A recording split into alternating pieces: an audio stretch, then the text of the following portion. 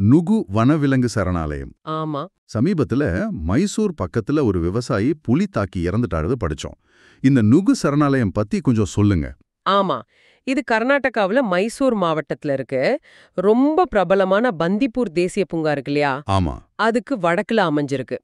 பரப்பளவு சுமார் 30 சதுர கிலோமீட்டர் தான். காவிரியோட துணை நதி தான் நுகு ஆறு. அந்த ஆற்றின் குறுக்கே கட்டப்பட்ட நுகு நீர்த்தேக்கம் அது இந்த சரணாலயத்தோட வடக்கு பகுதியில இருக்கு.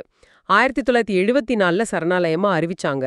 அப்புறம் 2003 நீலகிரி உயிர்கோள காப்பகத்தோட இதை இணைச்சிட்டாங்க.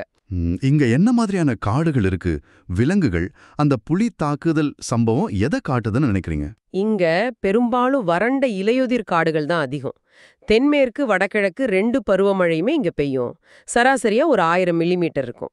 விலங்குகள்னு பாத்தீங்கன்னா யானை, புலி, சிறுத்தை, காட்டுநாய், அப்புறம் கழுதை புலி, கரடி, காட்டெருமை, கடமான், புள்ளிமான் இப்படி நிறைய இருக்கு. நாய், சதுப்பு நில முதலை மாதிரியான நதியோர விலங்குகளும் முக்கியமா இருக்கு. பறவைகளும் நிறைய இருக்கு. மயில், காட்டுக்கோழின்னு.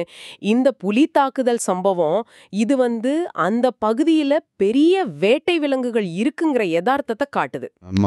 அப்புறம் மனிதர்களுக்கும் வனவிலங்குகளுக்கும் இடையேயான மோதல்கள் நடக்கிறதையும் நமக்கு நினைவுபடுத்துது. பந்திப்பூருக்கு ரொம்ப பக்கத்துல இருக்கிறதால விலங்குகளோட நடமாட்டம் இந்த பகுதியில கொஞ்சம் அதிகமாவே இருக்கலாம். அதுவும் ஒரு காரணமா இருக்கலாம். புரியுது.